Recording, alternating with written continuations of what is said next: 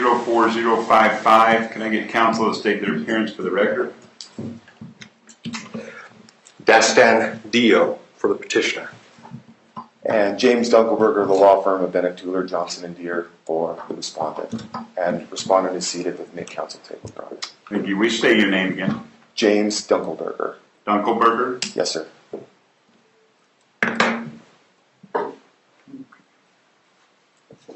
Okay, counsel, before we get going, do you want to proceed by proffer, and I'll ask put your clients and witnesses under oath and see if they'll affirm it, or do you want to call up witnesses, cross-examine, direct examine? I think witnesses, we would prefer calling witnesses not properly. Okay. We are set for an hour in hearing, so use that as you see fit. I notice I did have a motion to allow some witnesses to appear remotely. Yes, Your Honor, that's our motion. Are they out of state? Yes, they are. Okay. Petitioner also had a motion to allow one of our disabled witnesses to appear remotely. The court granted that motion, I think, this morning and provided the link. But we did have a request outstanding for other witnesses to appear if necessary remotely. So you guys would stipulate the witnesses appearing remotely? I have no objection to that. Me neither, Your Honor. Okay. Your Honor, if we could just revisit the schedule today, though. There are several declarations filed on each side. Several witnesses probably intend to appear today. 1 hour is an awful short amount of time to get this all done. And if we are going to try to do it in an hour of live testimony, could we have some sort of a guidance from the court on how we split that up, or, you know, how our time is to be spent today? Yeah, you guys choose how. I mean, I'll make it even, that it's 50% to each of you as to how you want to go about it. I noticed that there was several declarations filed in regards to this. Have the parties had any communication? No, Your Honor. A little bit of procedure, yeah. Okay.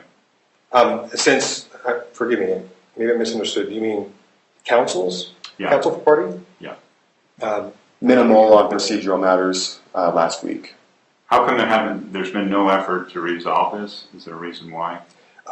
Well, from my perspective, it's not that we're against that or opposed to that. It's just the timing of it has been so short between when the injunction was filed and when he appeared, and so there's been a lot of evidence and other briefings to submit and worry about. So we haven't.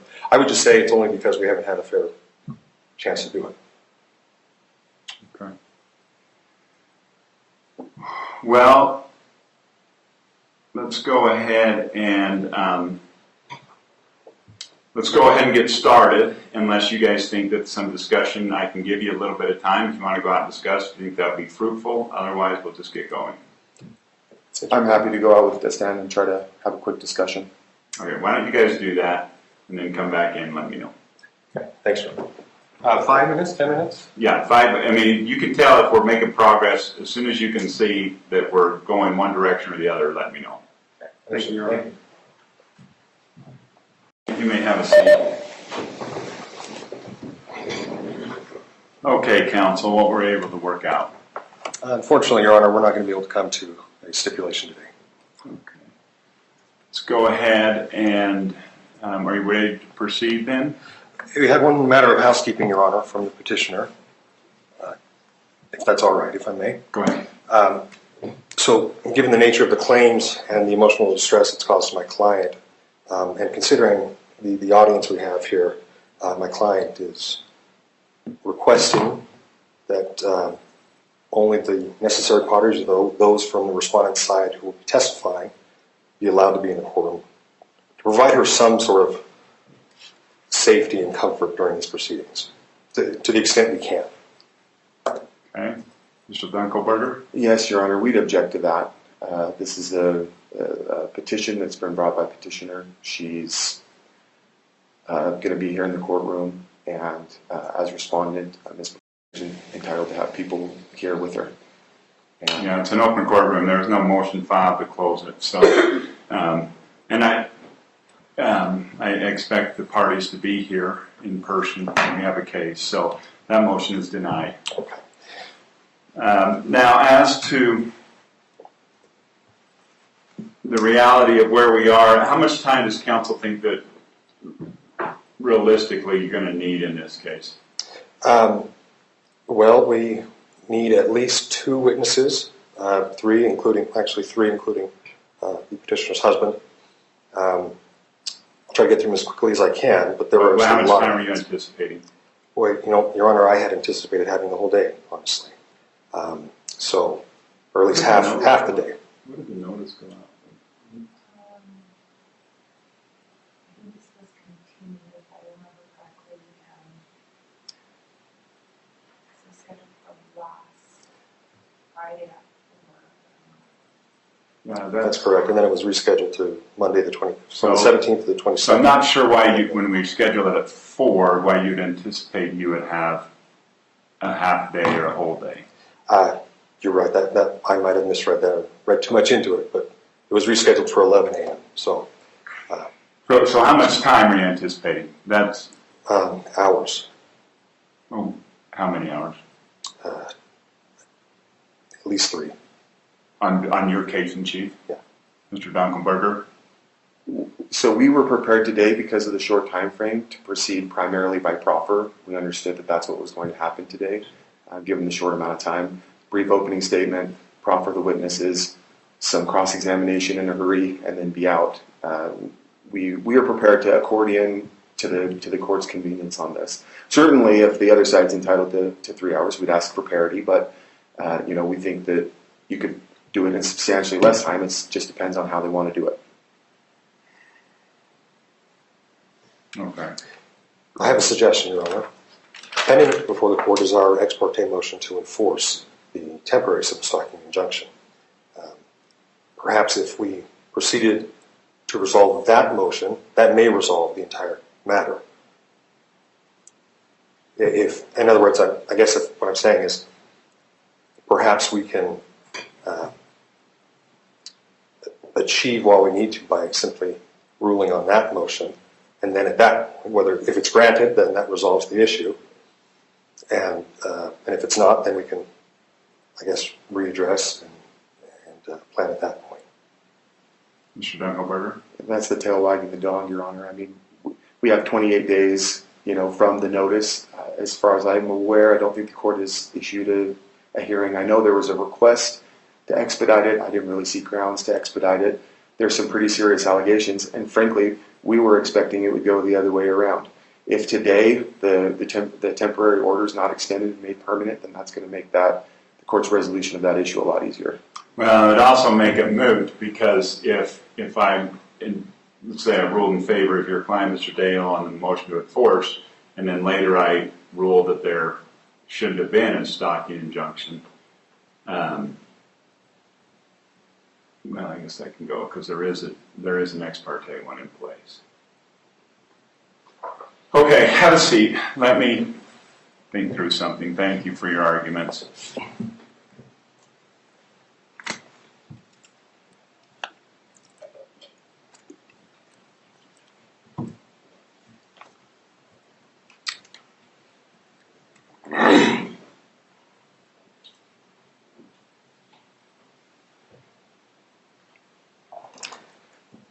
Your Honor, may I respond to one thing he said? Sure. Thank you.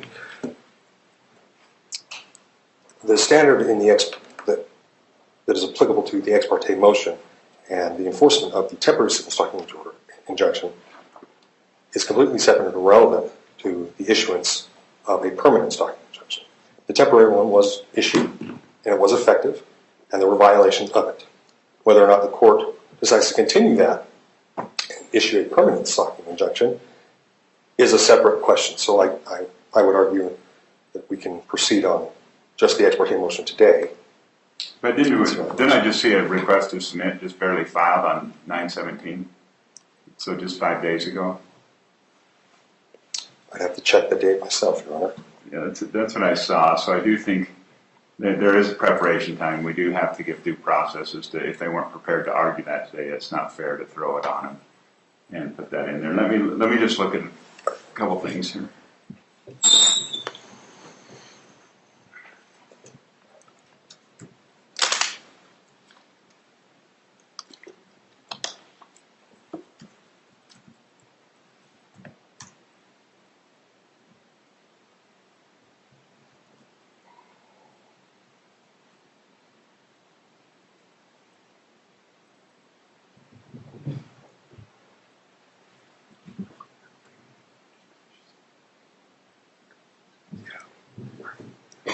Oh.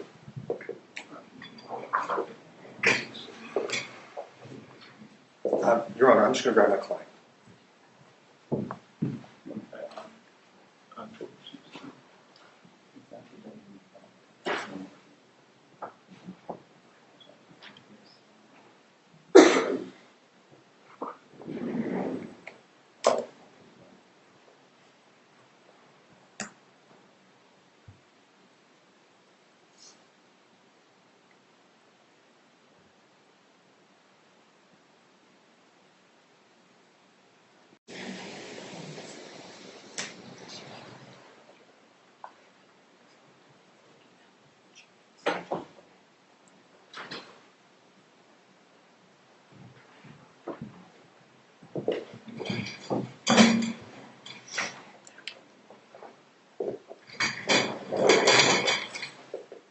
Okay, counsel, here is what I am going to suggest we do.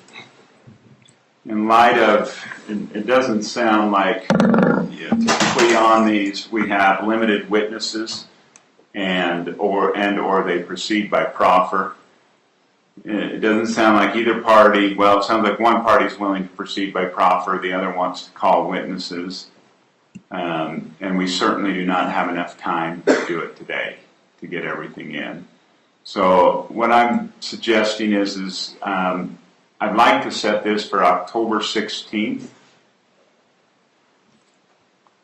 And in that time I could give you, I can't give you the whole day, but I can give you a good portion of it.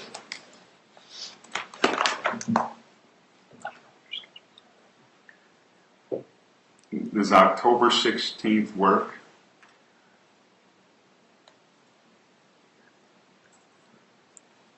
Counsel for petitioner is available that day, but my client's still checking.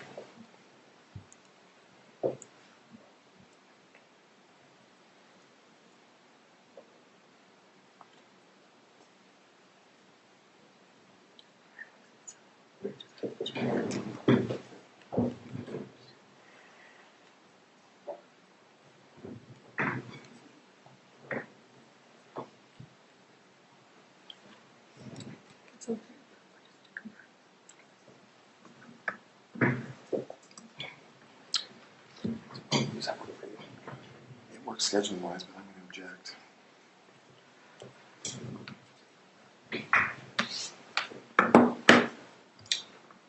Okay, Mr. Dunkelberger, I heard you say you're going to object. Go ahead and state your objection. Yeah, just for the record, thank you, Your Honor. It was noticed for today. We asked for a stipulated continuance. We didn't get it. We moved for continuance. It was continued 3 business days. We have witnesses here from out of state to be sworn in to testify regarding their affidavits to proceed by proffer. It was scheduled patently for an hour. If counsel was unprepared to present petitioner's case within the time allotted, then it was sort of incumbent on him to contact the court and to determine how much time would be available. In the meantime, my client's civil rights have been severely impeded by the temporary order. We'd like to have her day in court. A continuance of almost a month severely prejudices her. We've got that's recalling witnesses that have come from out of state. And we prepared because the court told us to be in court today, and we prepared for the time that the court had to give us. And it's simply prejudicial and unfair to respondent to have it continued at this point, particularly when counsel had every opportunity to stipulate to a continuance and make sure that the court would have time to hear hours of testimony. And that's our objection, Your Honor. How many witnesses do you have from out of state? We have 2 here today. Okay. Mr. Dale, do you want to respond? Yes, thank you, Your Honor. I don't think it's fair to put that on us. I mean, the hearing was set for 11 a.m. I'm sorry, but and there was no mention or notice that it would only be an hour. I apologize, but we were prepared to examine many witnesses to prove our case. Counsel had the same information, opposing counsel had the same information we did. For him to assume that he could call in witnesses today to examine them all in an hour, I mean, it's equally to blame. That's not a reason for to say that he was prejudiced. So, Your Honor, I guess I defer to the court on that. But, okay, here's what we're going to do. What I'm going to do is we're going to get this on the record. We've got 2 out-of-state witnesses. I'm going to bring their testimony. I'm going to have you put them on the stand. We're going to continue this for the morning of October 16th. We're going to put these 2 witnesses on the stand right now, and we will let them testify. You can cross-examine them. Everybody should be prepared to do that because we've discussed it. And then we can, because your argument, Mr. Deo, is, hey, we were planning on putting on all witnesses today and have them testify in cross-examination, so there shouldn't be any preparation issue there. You've indicated you're prepared, Mr. Dunkelberger, to move forward with those 2 witnesses. So let's put those 2 witnesses on the stand, and we'll continue this until October 16th, beginning at 8:30, and expect that it will be done by 3 o'clock on the 16th. Sounds like that did work for everybody's schedule. Okay, any questions? no, Your Honor. Okay, Mr. Dunkelberger.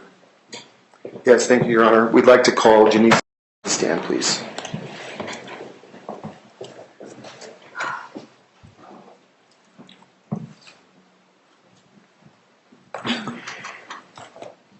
Please stand right here. Raise your right hand. Do you solemnly swear the testimony you're about to give and the matter before the court will be the truth, the whole truth, and nothing but the truth, so help you God? Go ahead and have a seat.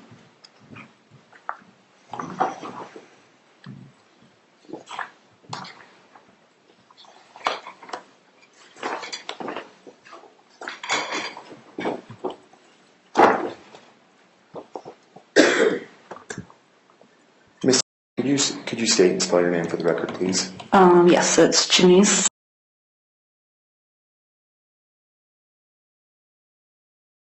Okay. And Miss, in anticipation of today's proceeding, did you submit a declaration to be filed with the court? Yes. And did you have the opportunity to review and comment on the declaration before it was filed? Yes. Were you able to correct or modify or draft or otherwise comment or contribute meaningfully to this declaration? Yes. Did you authorize signature of this declaration?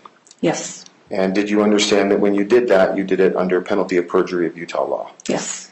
And do you certify here today that the declaration is correct to the best of your knowledge, information, and belief? Yes.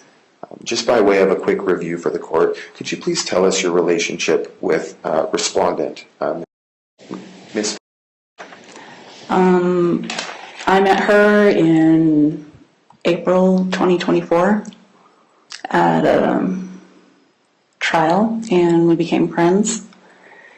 And we have continued to be friends and attend other trials together. Okay. How would you describe your relationship with the petitioner, Lauren Matthias?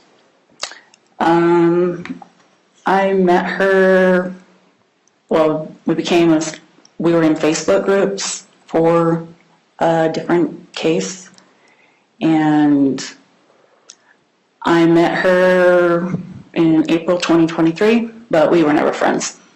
Has Ms. ever asked you to contact Ms. Matthias? Never. For any reason? No.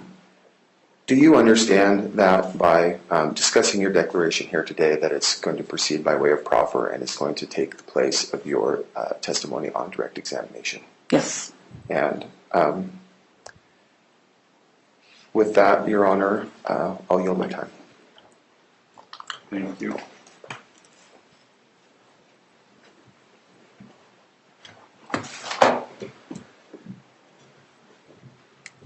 Just a clarifying question. I wasn't clear on when you met my client. I met her at a trial April I think it was, I'm trying to remember, 23 maybe? April 23? I think, well, yeah, Do you 23. remember the trial? Yeah, it was Laura Daybell's trial in Boise. Okay. That's all I had, thanks. Ma'am, you may step down. You know, I'm assuming no redirect. No, Your Honor. Okay, thank you, ma'am. Next witness. Yes, we'd like to call Lindsay, please.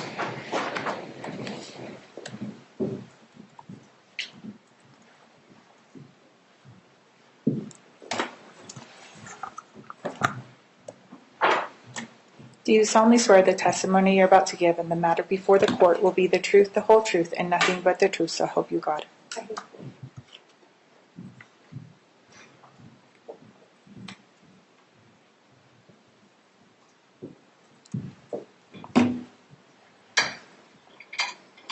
Miss, could you state and spell your name for the record, please? Lindsay.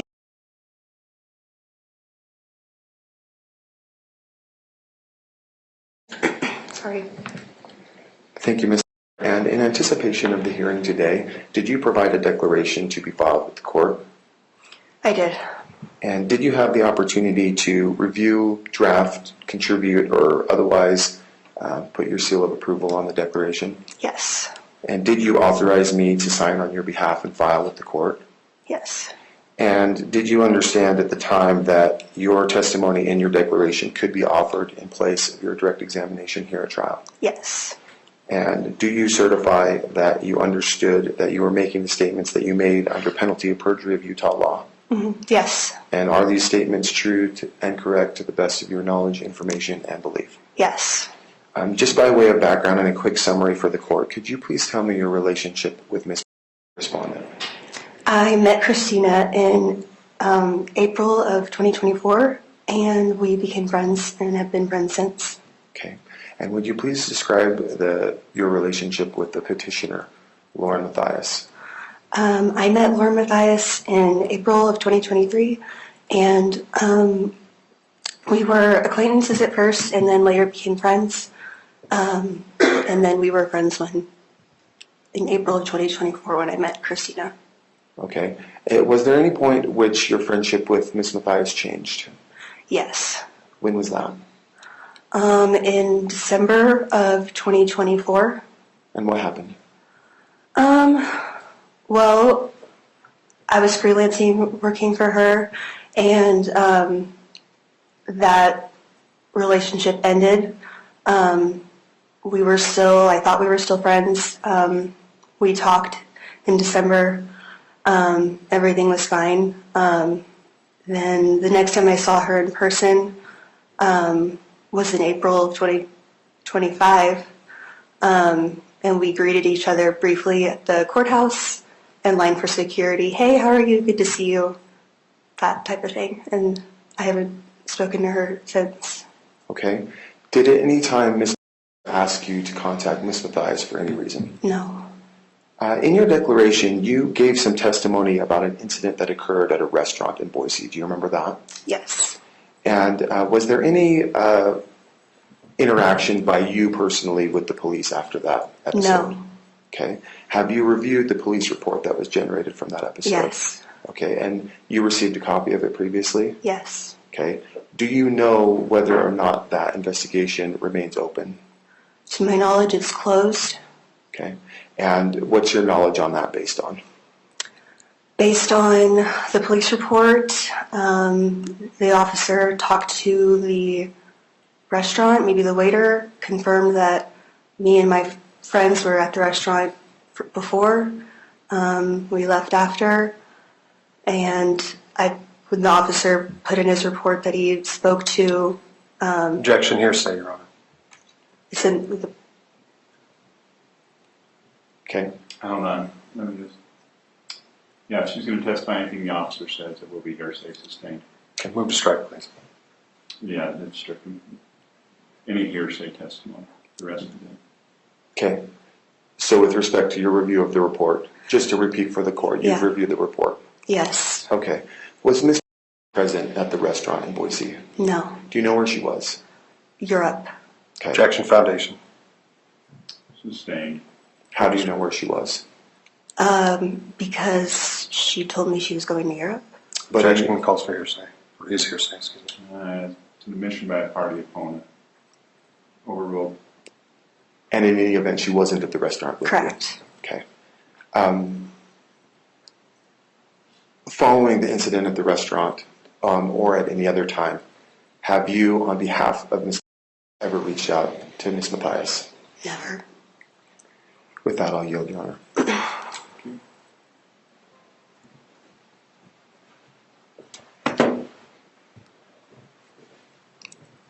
Is it okay if I drink one of these waters? Yeah. Okay, thank you.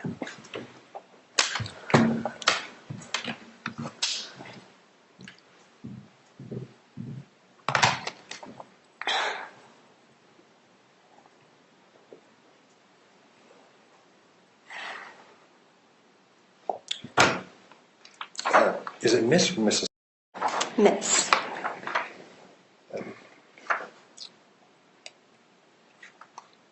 Miss. I was also confused by your testimony. When did you initially meet my client? April of 2023. 2023? Yeah. Okay. I thought I heard you say 24. Sorry.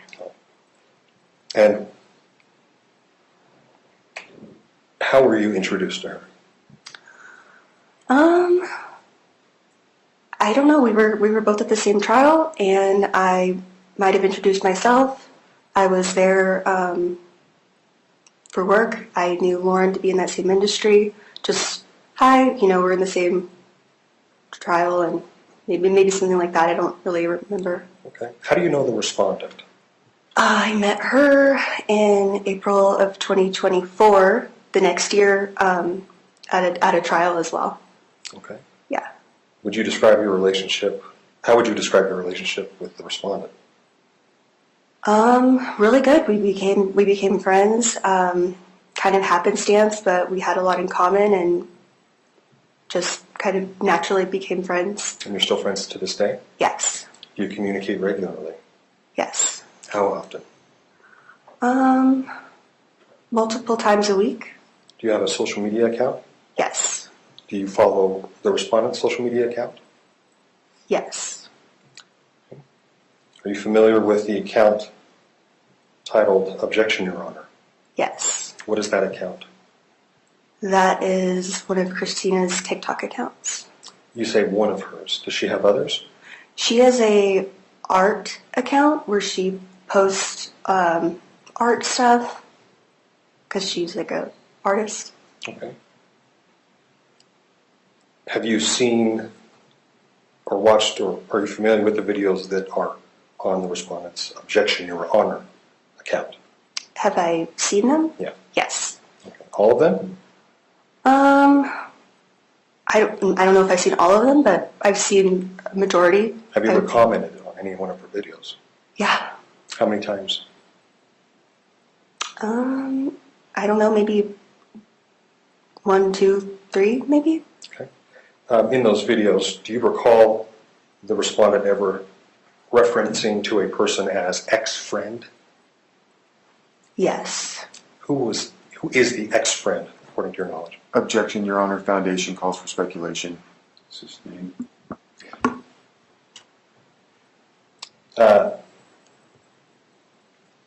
So you've seen the videos, and you just mentioned you have seen the ones where she mentions her ex-friend.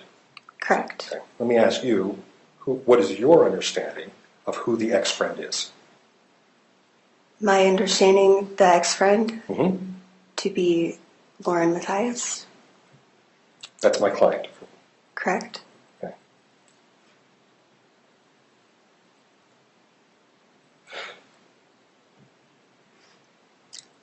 How would you characterize the nature of the videos about the ex-friend, my client? Were they positive or negative? Which videos? I'm just asking for your overall impression Okay. of all the videos you said you've seen. Overall Were they impression. positive about my client or negative, in your opinion? I don't think they were positive, but Okay, so you can't say they were positive. Can you think of any video that was positive? There were actually a few where they weren't about your client. They were about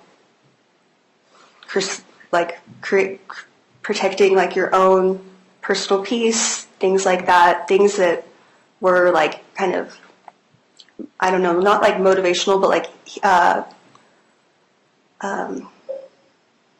peaceful. Like, I don't know if that makes sense. Okay.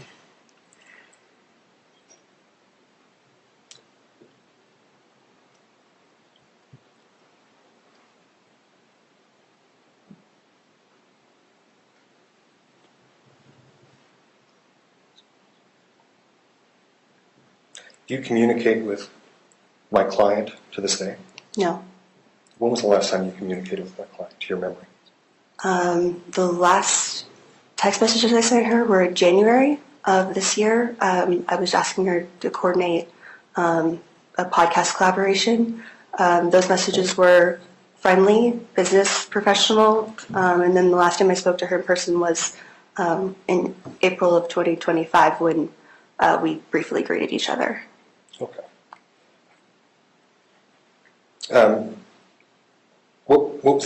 Did your relationship with my client have any professional nature to it? Yes, at one point it did. How so?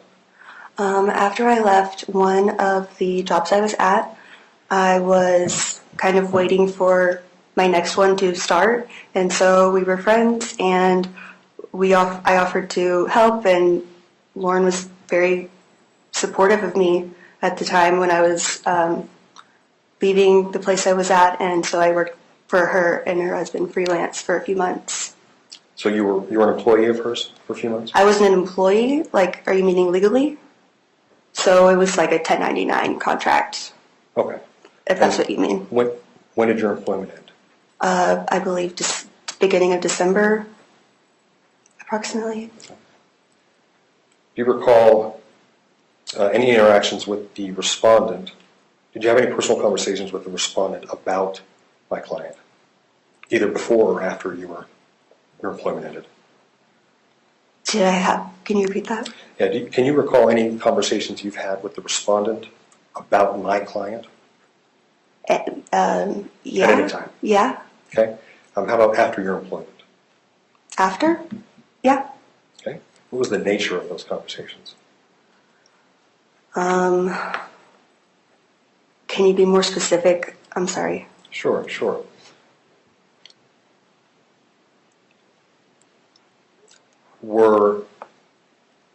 Whenever you were speaking with her about my client, would you characterize it as positive or negative?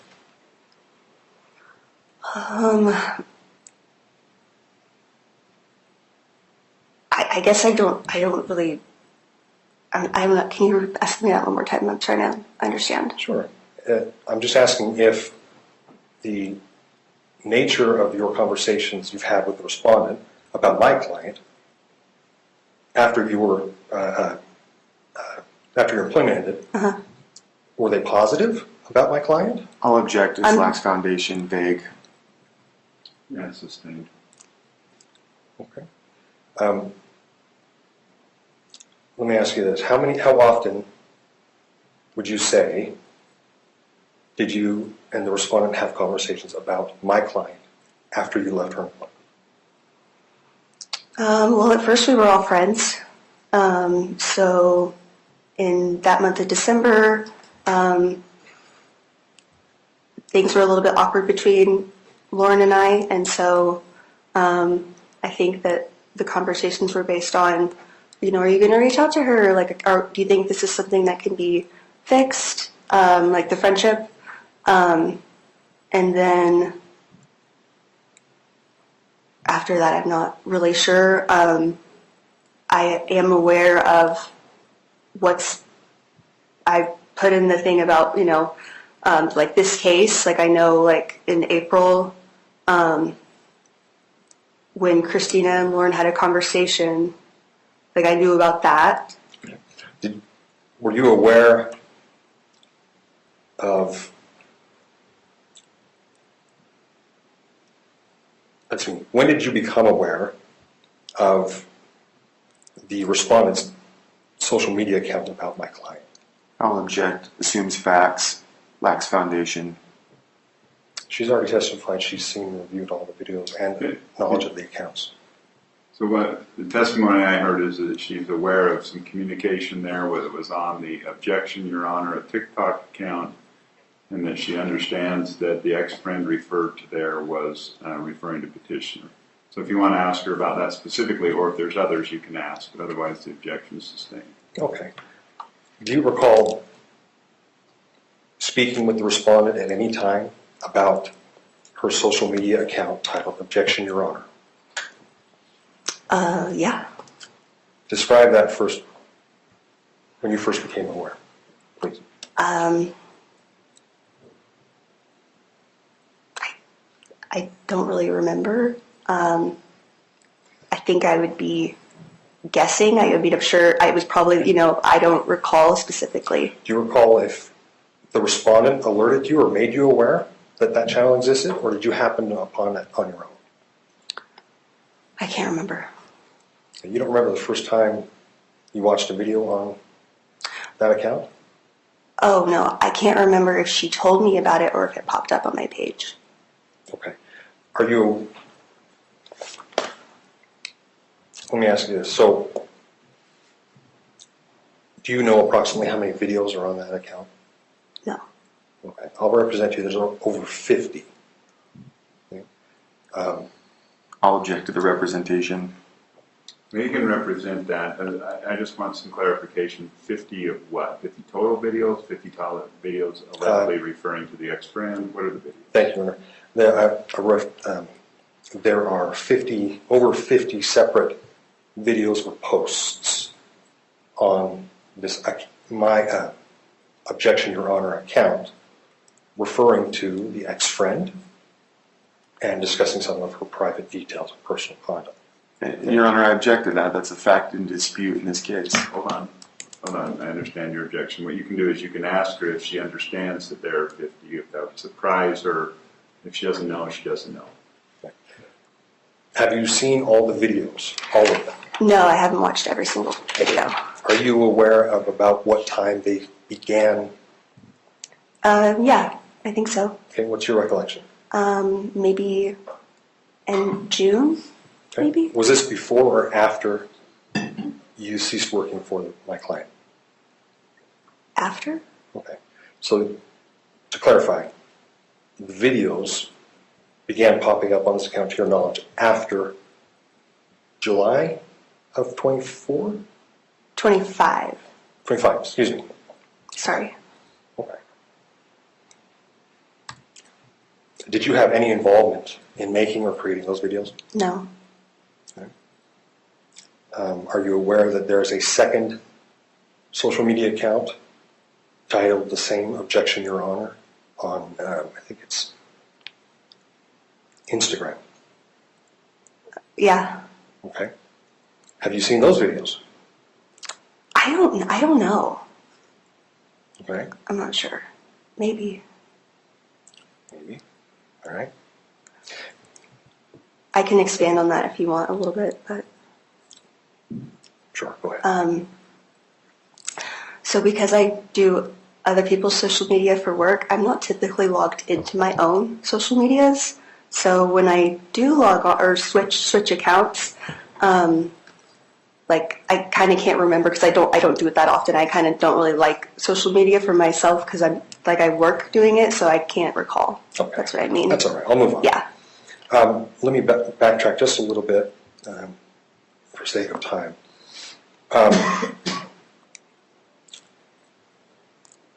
To your understanding, based on your conversations with the respondent, who's your friend, who you mentioned you communicate with several times a week, you said 2,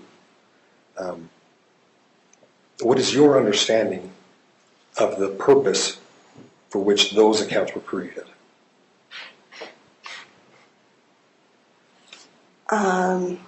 What's my understanding of the purpose of why those were Why created? did the respondent make those accounts? Do you know? I think because her art ones had like 50,000 followers on it, and she didn't want to put that on her art feed. Put what on her art feed? Other videos that aren't about art. Other videos about who? Other videos that aren't about art. And what were the videos that weren't about art? What I'll were they object about? as asked and answered. And that would have been accurate before you asked this most second question, but I think the second question is appropriate, so overrule. Can you repeat that? I'm sorry. Sure. You stated she has another, the respondent has another art account that she uses for art. I was asking you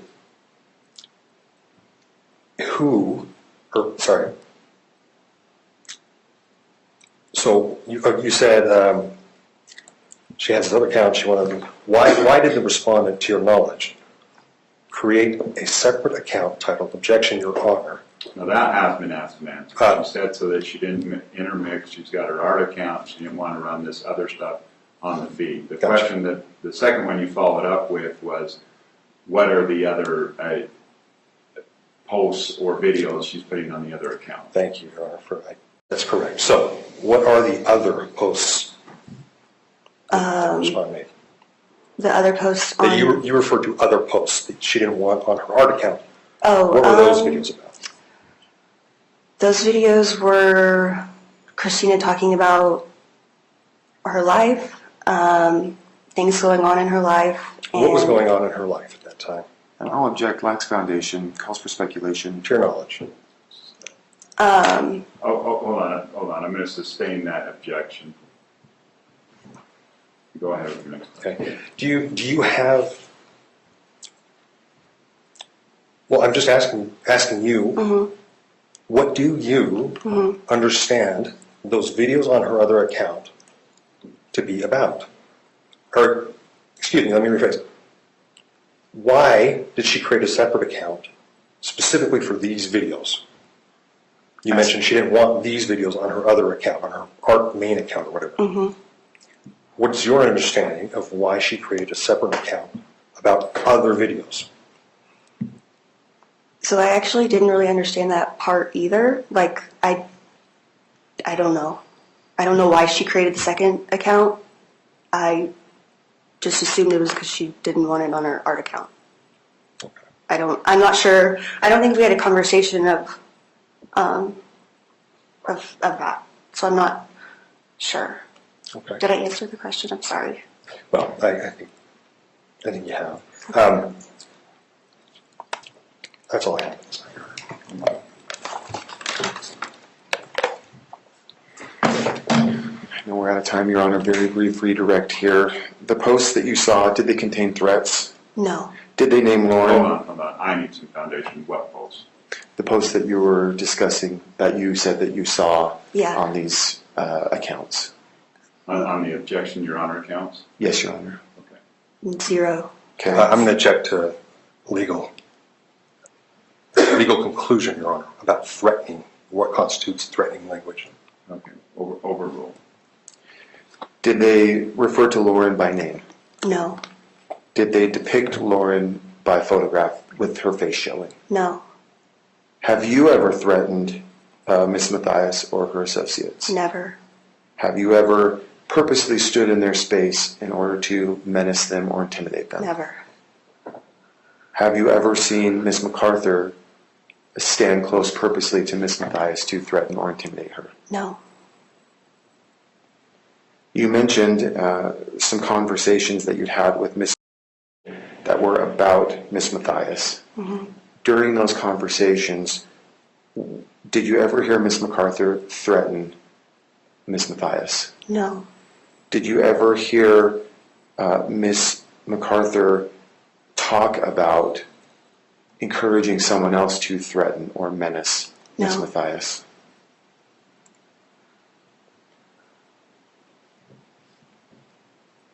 Those are all the questions I have, Your Honor. Anything else? So, Your Honor, if I may, based on the foundation that's in the Janice Declaration, I'd like to move for the admission of Defense Exhibits 11 through 13.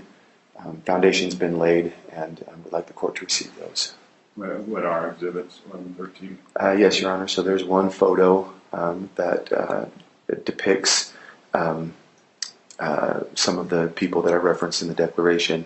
There is the Boise police report, defendants 12, and then there's also a video that shows a proximity issue that was raised in Ms. Matthias' declaration. Response? Your Honor, I'm going to object. I haven't had the opportunity to review any of these videos. They haven't been produced or presented here today. The declarations themselves have been produced, but they were only produced on Friday.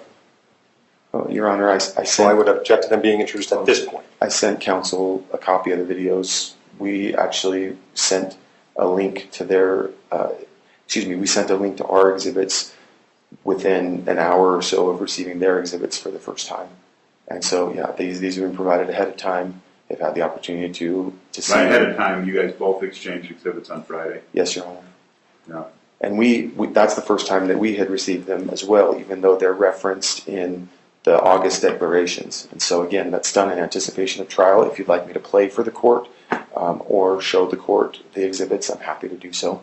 But they should be admitted at this point. What's your objection? Do you have a foundation objection, or is it just that you think you didn't see them until Friday? Well, I don't know what the videos are, so I'm not sure if they lack foundation. Did you review the declaration, Ms.? I did. I have not received any videos contrary to, or I haven't received the evidence that he claims to have produced. I haven't seen it in my inbox. I haven't seen any notices filed with the court that they were produced. Your Honor, I'd be happy to provide the email that we provided Mr. Dell. In any case, even if they were provided, it was just last Friday. I haven't had a chance to review it. Yeah, this is the problem with the cramming that's going on. Is we do have some real due process issues. First of all, are we done with Ms.? Yes, Your Honor. Let me sit down, thank you. I'm going to withhold admitting those right now, and you can make that motion again when we motion to admit. I don't know that we need anything else from this. You're relying on our declaration to lay foundation. So I'll withhold admitting them. Are those that, you guys can sit down, are those the two witnesses we need today? Yes, Your Honor. Just revisiting that issue, though, I mean, the issue that I'm having is I'd like to make a motion to dismiss the temporary restraining order today.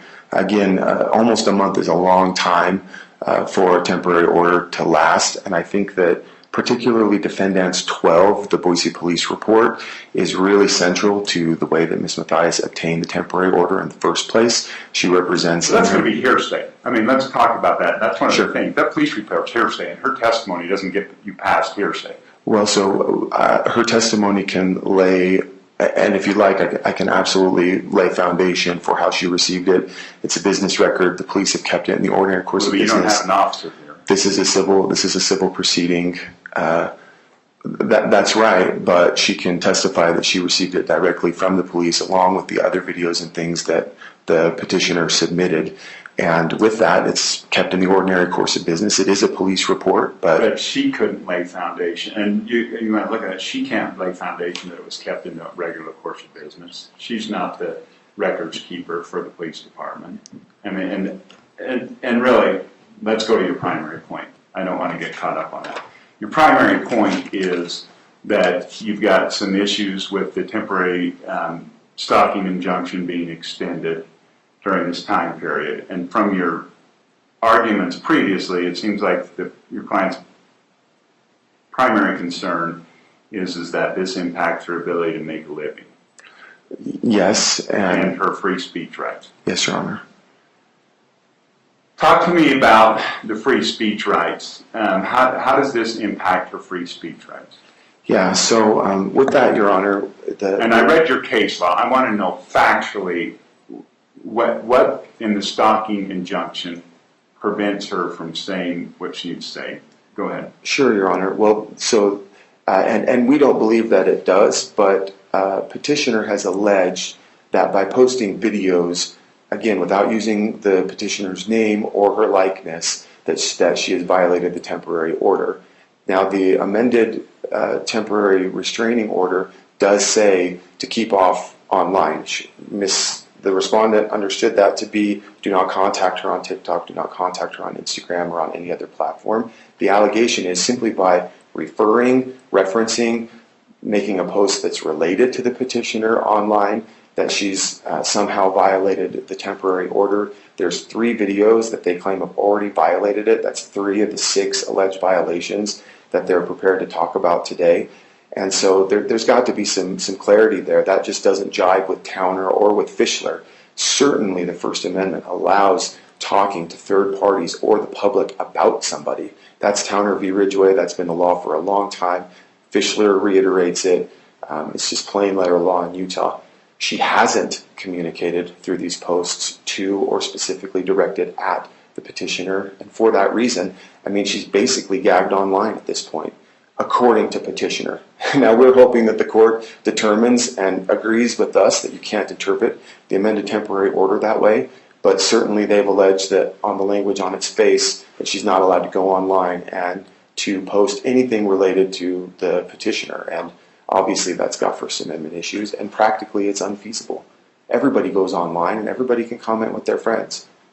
Instagram, TikTok, those are ways that we communicate these days, and certainly Ms. McCoy is entitled to communicate to her friends and followers via these online platforms. And it's simply unfair to go another 3 weeks just allowing petitioner to collect videos that have been posted that are First Amendment protected and bring them and use them as a cudgel when we get finally to court for the full hearing, which we thought was going to happen today. Okay, thank you. Go ahead and respond.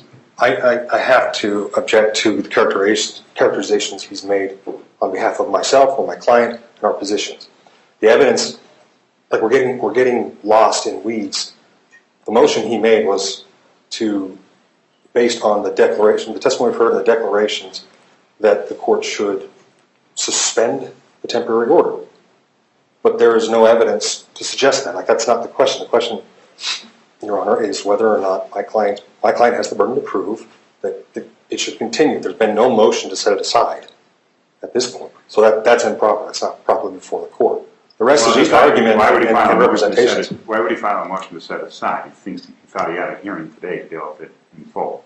Well, I'm just saying procedurally, there are procedural ways to do that. Those haven't been met. Satisfied. The other arguments about what's been said online or what they're about have yet to be proven and shown. Virtually all of what he said is not based on evidence that is before the court today. So the court can't make that ruling today. Okay, thank you. Go ahead. Yeah, and with that, Your Honor, this is a motion. I mean, we're making it. We learned minutes ago that this is going to be extended for another 3 weeks, and this severely impacts respondents' civil rights. I mean, this is what we have. I mean, at a minimum, we need a clarification for the amended temporary order that that makes clear that she's entitled to go online and talk about whatever she chooses to talk about online, and that certainly can't be a gag order that it has extended, that we're going to be on for a motion for sanctions about, and that's going to go for another 3 weeks now. Your Honor, I would object to the characterization of the language of the civil stalking injunction itself. It's not what he represents it to be. Well, I'm reading it, so I and it's my order, so I'll make the interpretation of it. Sure. Okay. I do have, I'm not sure how this was interpreted, but let's go back to the purpose of an ex parte temporary order. That is to stop any harm. Specifically, we're looking at ongoing threats or physical harm that could happen. It's made without all the information. It's made simply, basically from one side, providing the information. As the ex parte order right now, it prohibits personal contact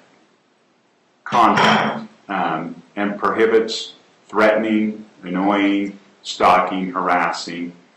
That will remain in place as is. As to the no contact order, that will remain in place. Specifically, as to the text, mail, email, or any other communication directly or indirectly. In other words, I don't want them talking to each other. Now, it does identify other people and family members for sure. So Mr. Matthias is sure going to be covered by that. As to Grayson Yor, is there any reason that your client would need to contact Mr. Yor? Miss Yor, but no. Oh, excuse me, Miss Yor, thank you. Okay, then Miss Yor's included on this. Son is covered by this. So that will remain in place as well. As far as the stay away order portion of it, stay away from her home, that will remain in place as well. Is there any reason why she would need to go to near a job site or a school of Ms. Matthias? Well, no, but just to clarify, I mean, there's public places where they both I'm may. going to deal with that. Okay. So no, not in Henderson, Nevada. Okay. And then I think this is the provision that may be misinterpreted here, that she's prohibited from online forums and social media accounts. But that was in kind of in parentheses, TikTok, but then it says down there the 2025 CrimeCon Expo that was in Denver, Colorado, September 5th through the 7th. When I was reviewing this, that was what I was looking at, was that CrimeCon. I in no way intended that the respondent was to be kept off of social media sites. I do think that's freedom of speech issues, and I don't think that this order was intended to cover that. So she can get on those now. I guess she runs the risk if she's on those and those are interpreted as annoying or harassing, although I will say that's a fairly high bar in the sense of just because somebody says something you don't like, that's not going to be a violation of a stalking injunction. And there would have to be directed comments that were clearly meant for a specific purpose. Yeah, there was, in obtaining the order, petitioner made some allegations that she had strong belief that she was in immediate danger in relation again to the CrimeCon that was in Denver, Colorado. Now, as to the work environment, it does sound like the parties may attend similar court hearings. I'm assuming court hearings. Is there any other public buildings where they need to be in the same spot? Well, the accompanying press conferences and other kind of public places is what we're talking about. Okay. As to those, I do think that this order is not intended to stop Ms. from working. So I would object to that characterization, Your Honor. Sorry, the respondent doesn't work at courthouses. She's not a criminal investigator. My client is. So the representation that they need to appear in public, they may appear in public places based on her employment is not accurate. She has no employment in this field. I think it's not disputed that they're public places. It may be in dispute whether they consider her to be a professional in this field. We certainly do call that a disputed issue, but it's not disputed that they're public places. What does she do? She takes photos. She's a photographer. Yeah. She's not a photographer for the court. Hold Sorry. Well, that's true. She's a freelance photographer, and she also is, like everybody, trying to make her way in this true crime industry. Well, and I have freelance for you. Okay, that's right. She does freelance work for some national news outlets you would have heard about. Okay. Yeah, let me address the public place argument first. That doesn't fly because stalking injunctions often cover public places. However, it does sound like she has a right to be there and she's got a purpose for being there. And if that's the case, if she's there with a purpose, then she can be there. The order is that they will keep that she will keep her distance because Ms. Matthias, she's not a respondent. There isn't a counter one. So Ms. is required to keep her distance from from the petitioner. Now, it's hard to say exactly how far that is because it may be different if we've got a media scrum or something and we've been taking photos, then it may be closer. But she certainly cannot be right next to her. She certainly can't be making faces to her. She can't be making gestures. She can't be making comments. None of that can occur. If they're in a courtroom, like a courtroom here today, I'd expect that they would be on opposite sides of the courtroom. So I expect to receive a modified temporary civil stalking injunction with those changes incorporated. Your Honor, if I may, I'm sorry. There is actually one more place where the online stuff and the social media, way down at the bottom with other relief sought, is actually where I was quoting from earlier, where it says that she's not allowed to post relating to or referencing petitioner. And that's, I think, one of the things that we need to clarify. Where it says respondent shall cease and desist any and all online activity and communications relating to or referring to the petitioner, her immediate family and extended family members. Is that portion subject to the court's clarification on the other bit that you just made? Yeah, now I think I was clear before that I expect her not to post anything necessarily that she's running a risk. If she posts something negative about her, that's something she can, I guess, theoretically do. But she needs to be careful in walking that line.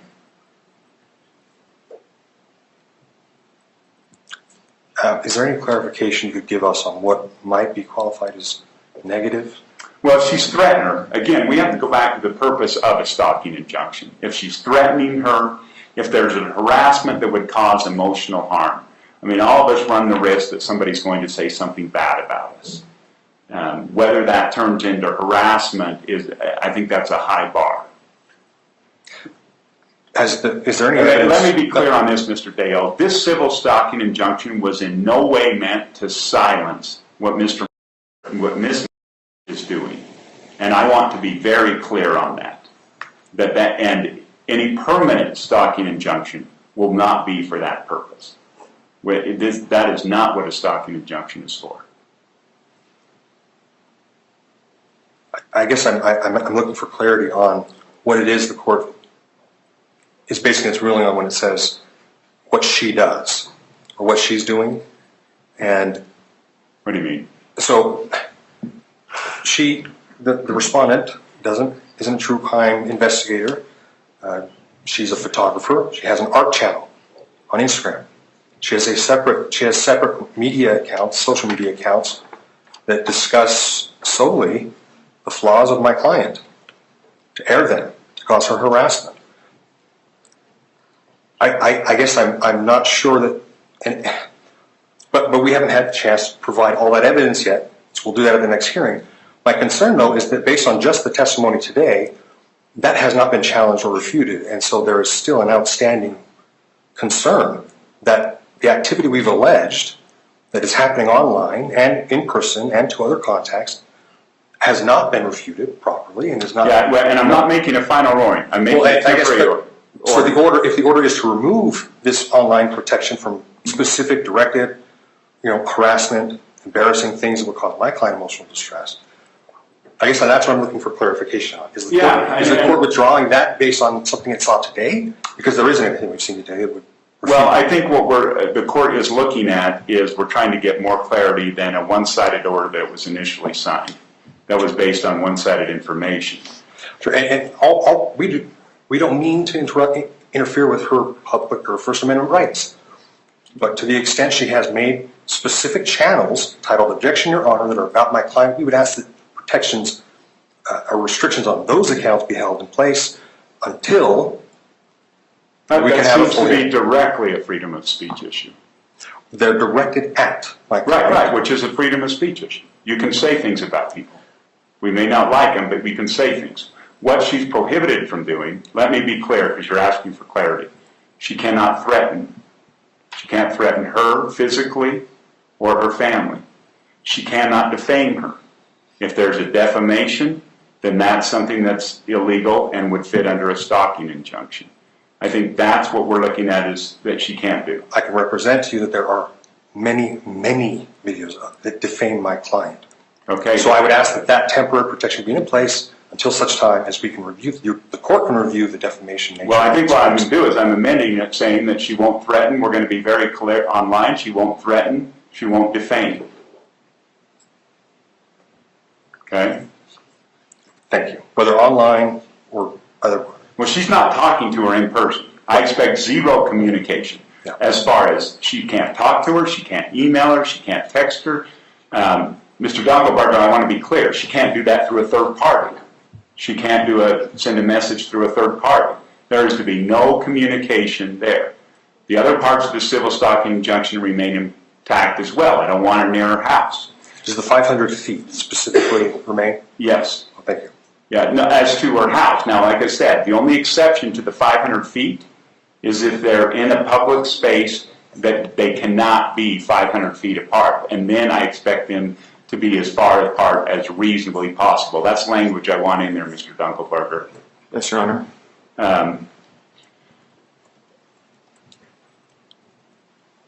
But otherwise, that is 500 feet. So Mr. Dunkelberger, if they're in a mall, your client needs to move away 500 feet. If they're in a restaurant and if your client comes in second, then your client needs to not go in and needs to leave. What if it's the other way around? What if she was there first? Well, And why would your client go in if she's worried? Maybe She's she doesn't worried know. about her health if Oh. she knows her there. That's the key. If she didn't know she was there, but the respondent says, well, I was here first, what should my client expect to do in that circumstance? Well, I would expect if your client is worried about her safety, when the reason we got a stalking injunction, and she goes in there, she would leave. Now, if by chance we've got Miss McCarthy is in there, I'm assuming your client's not going to go over and approach her. I'm assuming Miss McCarthy is not going to approach her and that she will leave, provided she's finished her meal. But I expect that there would be no communication, there would be no, again, facial gestures, anything of that. They'd finish their meal, they'd go on their way. We got to be careful how we're using the tools of the law in this courtroom. And I expect the parties to use common sense. Okay, Mr. Dale, anything I missed on you that you want else addressed? Let me review the language, Your Honor. Oh, these clarifications you're making, I assume they apply also to the other protected individuals, her husband, her son, coworkers, etc. Went through that, yep. Okay, I think we did.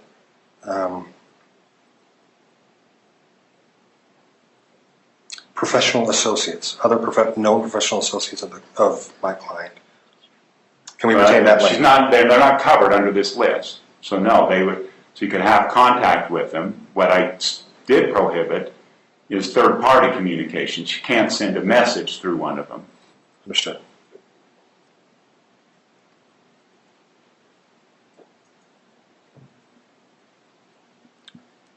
With respect to, go ahead. sorry. Finish up. With respect to the online posts, I think that's the biggest concern for my client. In addition to defaming statements, is there any other clarification the court can give on what would constitute a defamatory statement? So that there's no argument. So there's no like. What's legally defined as defamation? It's got to fit the legal definition. Okay. What about harassment? I don't know what that's going to qualify as, and I can't get into everything. I would say, Ms. MacArthur, I'd be careful in the way you do that. But again, if she's just saying negative stuff, this is not, again, a stalking injunction is not a remedy for shutting down speech that a person doesn't like somebody saying about them. And it seems like that's what you're trying to do in this case. Well, again, Your Honor, I would argue that we're not asking to restrict her speech. She can still go anywhere else. She That can is talk about speech. anything else. Online speech is every bit as protected as anywhere else. Some forms of speech, like threats and defamation, are not protected. And that's what I put specifically. And if that's the best we can do, like that's most clear we can be, I understand. I just thought I'd ask for any additional clarification you can give to be instructive to both parties. Yep. Okay, I think I've been clear on that. Mr. Dunkelberger, anything from your side? No, thank you, Your Honor. Okay, with that, we'll plan on seeing you. We've got 2 witnesses. I will just save the time. Outside of the parties themselves, if you've got out-of-state witnesses, they can attend virtually unless they're going to be presenting hard evidence. In other words, documents or some other type of physical evidence. If they're going to be doing that, I want them here because it gets real confusing with the technology. And so other than that, if they're out of state, they can appear remotely. Thank you. Thank you, Your Honor. Okay, we will be in recess. Thank you. All rise.